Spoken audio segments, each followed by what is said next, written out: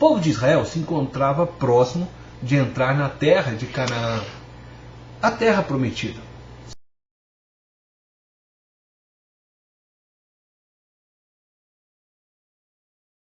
Seus corações estavam cheios de esperança e sonhos.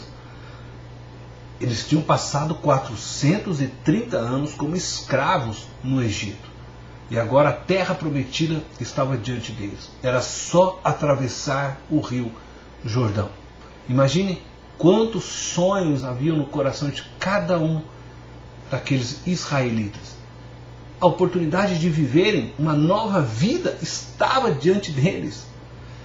Moisés estava dando as últimas instruções ao povo, uma vez que ele já não estaria mais com eles. E é neste contexto que ele entrega estas palavras de Deus ao povo. Deus estava dizendo o seguinte: se vocês seguirem o que eu lhes ensinei, se obedecerem a tudo que lhes disse, serão bem-sucedidos. Mas se não derem ouvidos às minhas palavras, sem dúvida, vocês serão destruídos. Se me fizerem rei sobre vocês, viverão. Se me excluírem da vida de vocês, certamente morrerão. Estas palavras me trazem à memória as palavras de Deus, dadas no paraíso a Adão. Adão, se você comer do fruto da árvore do conhecimento do bem e do mal, certamente morrerá. É interessante que, assim como lá no paraíso, Deus estava dando ao homem o poder de escolher o seu destino, de escolher o seu futuro. Deus coloca nas mãos de Israel o seu destino. Se vocês guardarem os meus mandamentos, isto é, se vocês se sujeitarem a mim, se vocês viverem na minha dependência, se vocês me fizerem rei sobre vocês, a minha bênção, a minha vida irá fluir. Tudo será bênção, vocês serão bem-sucedidos. Agora, se vocês me rejeitarem, vocês rejeitarem as minhas palavras, os meus ensinos, os meus mandamentos, certamente, sem dúvida, vocês serão destruídos. Não é porque Deus vai colocar a mão e vai destruir. Ah, não me querem, então estou destruindo. Não. É porque quem opta em viver sem Deus já se coloca debaixo da destruição, da morte. Porque não existe vida sem Deus. Deus tinha o melhor para eles, mas cabia a eles escolherem seu próprio caminho. Isto é amor. Dar ao outro a liberdade de escolher o caminho. Eu creio que hoje, eu e você, estamos na mesma situação. Deus nos deu a liberdade de escolhermos o nosso futuro, o nosso destino. Estamos diante a virada de um ano. Na verdade, estamos diante o início de um novo ano.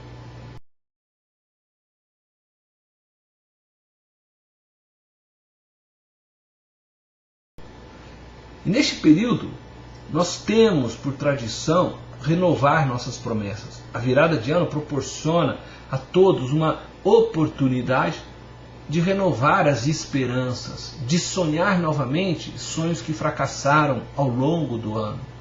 Refazemos as metas ou criamos novas metas para nós.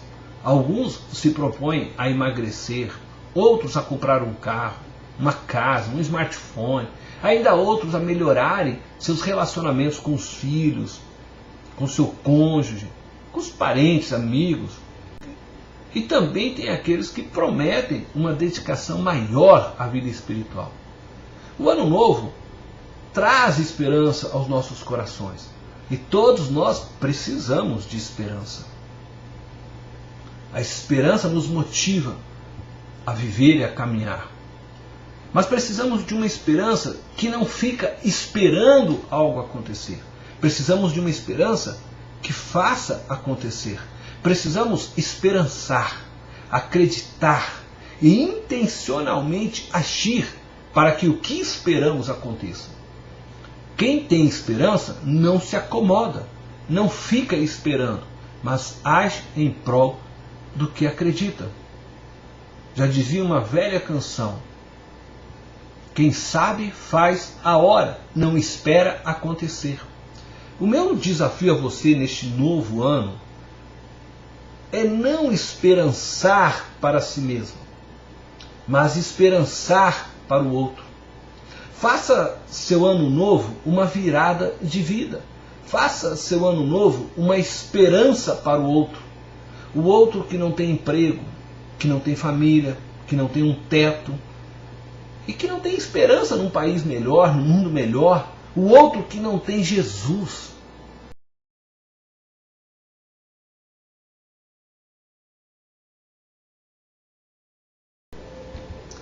Jesus disse: busquem, pois, em primeiro lugar o reino de Deus e a sua justiça, e todas essas coisas lhes serão acrescentadas. Mateus capítulo 6, verso 33.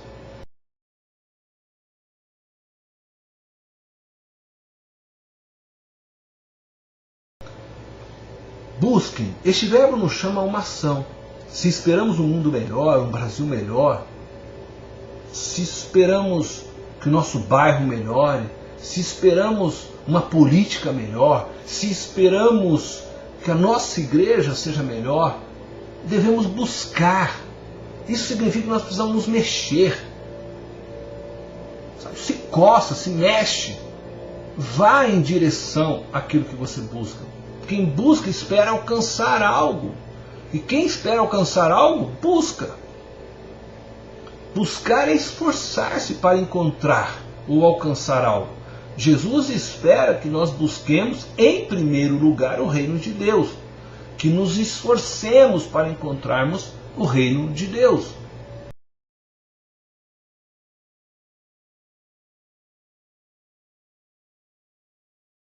O reino de Deus é o que devemos buscar e não o nosso reino. Quando somos ensinados por Jesus a orar ao Pai Nosso, Ele nos ensina a pedir que venha a nós o reino de Deus, o reino do seu Pai.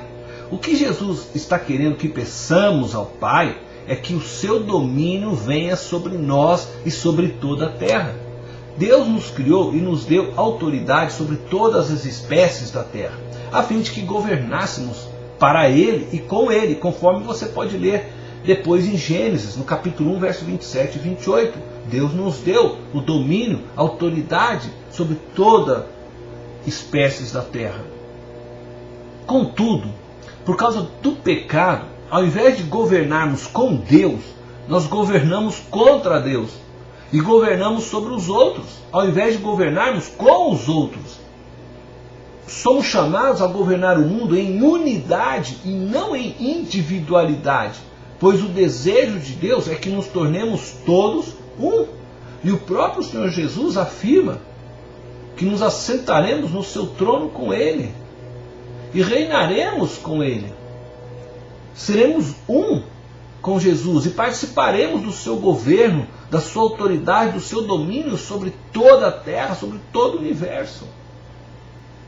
Entretanto, hoje, nós governamos para nós. E nós governamos de maneira errada sobre os outros. Porque nos vemos como indivíduos separados e não em unidade. Quando eu busco o reino de Deus, eu descubro que o reino se faz presente em Cristo Jesus. E se faz presente em mim quando me rendo ao senhorio de Cristo Jesus. Na medida que cada homem se rende a Cristo, o reino de Deus vai se expandindo sobre toda a terra e unindo homens de raças diferentes, de línguas diferentes, de credos diferentes, de classes sociais diferentes e tornando-os todos um. O reino de Deus ele se torna real sobre aqueles que se rendem ao Evangelho de Jesus Cristo, aqueles que se sujeitam a Cristo.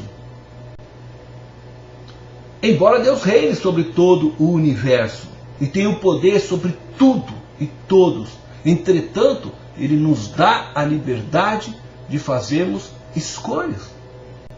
Iniciar o novo ano é tempo de pensarmos na escolha que faremos para o resto de nossas vidas. Deus deixou você escolher se deseja vida ou morte. se deseja ele como rei ou não. Assim como ele disse aquelas palavras a Israel, assim como ele disse as palavras a Adão no Éden, ele diz hoje a você: você quer um ano de vida? Você quer um ano onde eu reine sobre você? Ou você quer um ano onde certamente você encontrará morte e destruição, sendo você o próprio rei de sua vida? Aquele que escolher viver fora do reinado de Deus encontrará morte, certamente encontrará maldição, porque não há vida fora de Deus. Portanto, devemos pregar este evangelho até o dia em que Jesus voltar para reinar sobre tudo e sobre todos. O reino de Deus une os homens e mulheres para viverem o mesmo projeto, se submeterem ao mesmo Deus de amor. A vida e a morte, ela é proposta por Deus a nós em Jesus Cristo. Portanto, busquem em primeiro lugar o reino de Deus, pois sua vida depende disso. Coloque Jesus como o único rei sobre sua vida.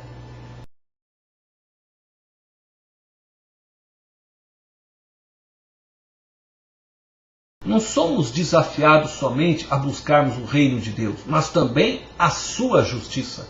Na medida que cada homem e mulher se rendem ao senhorio de Jesus Cristo, se tornam cidadãos do reino de Deus, e suas vidas devem, a partir de então, manifestarem a justiça de Deus. Isto significa viverem submissos aos valores e princípios do reino de Deus.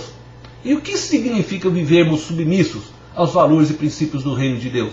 Na oração do Pai Nosso, não só aprendemos que Deus é Pai de todos que aceitaram a Cristo e dessa forma receberam o poder de se tornarem filhos de Deus, mas aprendemos também que devemos pedir pelo pão nosso. Ao nos tornarmos filhos de Deus, nos vemos na vida comunitária criada por Deus e desejada por Ele desde o princípio. Assim como a Trindade, Pai, Filho e Espírito Santo vive em comunidade, em uma plena comunhão de amor, Deus nos chama a vivermos da mesma forma. Deus dá bênçãos aos seus filhos para que estes compartilhem uns com os outros. O pão não é meu, é nosso. Não oro por minhas necessidades apenas, mas por nossas necessidades.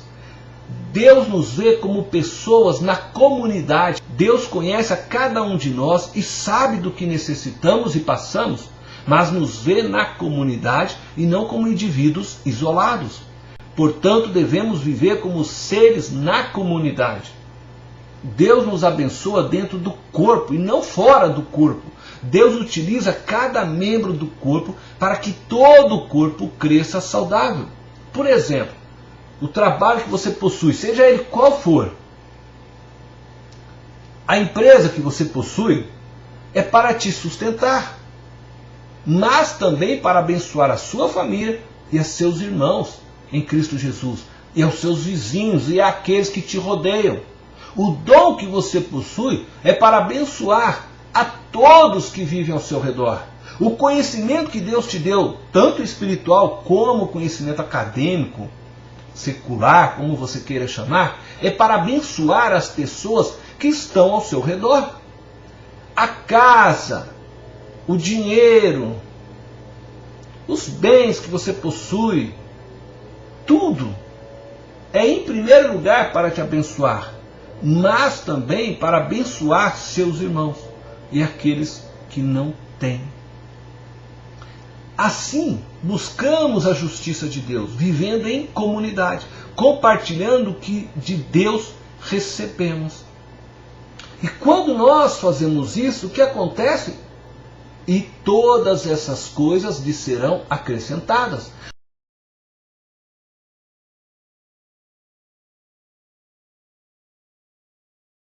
Quando compreendemos essa verdade, nenhum de nossos irmãos e próximos sentirão necessidades de coisa alguma. Há um texto na Bíblia que mostra essa realidade. Os primeiros cristãos, a primeira igreja, que nós chamamos de igreja primitiva, Eles viveram essa realidade. Eles buscaram o reino de Deus como prioridade e a sua justiça.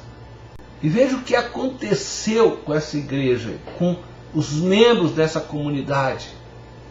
Em Atos capítulo 4, verso 32 ao 35, descreve essa realidade. Da multidão dos que creram, uma era a mente e o coração. Uma era a mente e o coração. Eles compreenderam que eles não eram seres individuais separados, mas eram pessoas com características diferentes que se juntaram em uma só mente e coração, se tornaram um, houve uma unidade. Ninguém considerava unicamente sua coisa alguma que possuísse, mas compartilhavam tudo o que tinham, Com grande poder, os apóstolos continuavam a testemunhar da ressurreição do Senhor Jesus, e grandiosa graça estava sobre todos eles. Não havia pessoas necessitadas entre eles. Por quê? Pois os que possuíam terras ou casas as vendiam, traziam o dinheiro da venda e os colocavam aos pés dos apóstolos, que os distribuíam segundo a necessidade de cada um. Não haviam pessoas necessitadas, diz o verso 34, e no 35, segundo a necessidade de cada um. Isto é, havia pessoas com necessidades, mas era suprida na vida comunitária. O reino de Deus, a justiça de Deus, ela se tornava real, porque irmãos que buscavam o reino de Deus e a sua justiça se abriam para dividir e compartilhar as bênçãos que Deus lhes havia dado, ao ponto de venderem suas terras e dessa forma suprir a necessidade das demais pessoas. Mas enquanto eu e você vivemos em busca de nossos reinos, gastando apenas com os nossos sonhos, vivendo na Disney, comprando produtos e mais produtos para nossa satisfação pessoal e não para necessidades, enquanto não levarmos a sério as eleições a cargos públicos em nosso país, enquanto não nos vemos responsáveis pelo outro, não veremos o reino de Deus e a sua justiça se concretizando em nosso meio. Deus quer estabelecer o seu reino através de nós, de mim e de você, daquele que se sujeita ao seu senhorio. Somos os embaixadores do seu reino. E eu não estou dizendo que você não possa viajar para Disney. Eu não estou dizendo que você não possa desfrutar das bênçãos que Deus lhe deu. Mas você não pode abrir mão de olhar para o lado e ajudar aqueles que têm necessidade. Você não pode viver de uma maneira egoísta, pensando que o que Deus te deu é tudo para você, porque tudo que Deus nos dá é nosso. É o pão nosso. Precisamos entender que Deus nos coloca numa vida em unidade, em comunidade. E dessa forma, eu não posso viver olhando só mais para mim, porque eu me torno um com vários. Enquanto vivemos para o nosso próprio reino, enquanto vivemos olhando só para nós como indivíduos isolados, não podemos orar o Pai Nosso. Pois só pode orar o Pai Nosso aqueles que estão dispostos a viverem o reino de Deus, a serem um instrumento na justiça de Deus.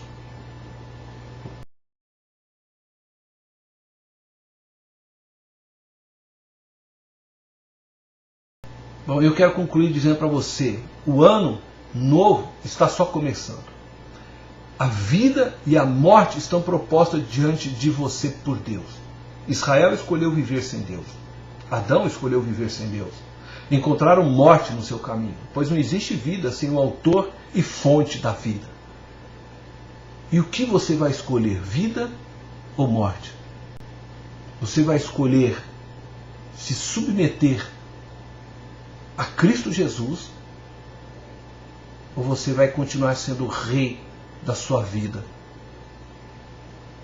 Somente aquele que escolhe Jesus, somente aquele que se submete ao reino de Jesus, pode esperançar.